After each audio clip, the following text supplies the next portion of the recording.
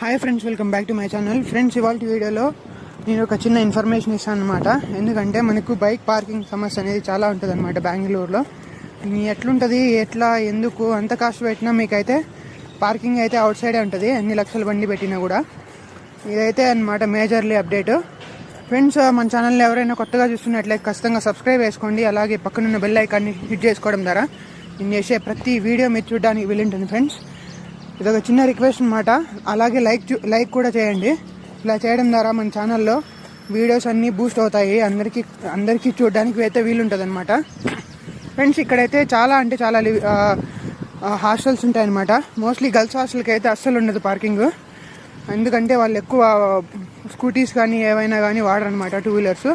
ఇంకా తర్వాత విషయానికి వచ్చేసి మనకైతే పార్కింగ్ ఎక్కడ అవైలబిలిటీ ఉంటుందంటే కోలీవ్స్లో మాత్రమే ఉంటుంది అనమాట. కోలీవ్స్లో కొన్ని చోట్ల అది కూడా 15,000 పెడితే అప్ టు 10,000, 8,000 దాకా కొన్ని పార్కింగ్స్ అయితే ఉంటాయి, కానీ ఫుల్ ఉంటుంది అనమాట. చూడొచ్చు, ఇది బెంగళూరు అనమాట. బెంగళూరులో ఇది ఒక మారతల్లి ఏరియా చూడండి. మొత్తం బైకులన్నీ బయట పార్క్ చేసినారు. ఎలా ఉంటుంది, ఎట్లా చూపిస్తాను చూడండి. ఫ్రెండ్స్, చూడొచ్చు, ఇక్కడ ఎంత పెద్ద బిల్డింగ్ అయినా కూడా కావచ్చు, దీనికి 8,000, 7,000 ఉంటుంది. 3 షేరింగ్ కానీ 2 షేరింగ్ కానీ మొత్తం బైకులు అన్నీ బయట పార్క్ చేయాలి. మీరు రెయిన్ కవర్ అయితే తీసుకొచ్చుకోండి.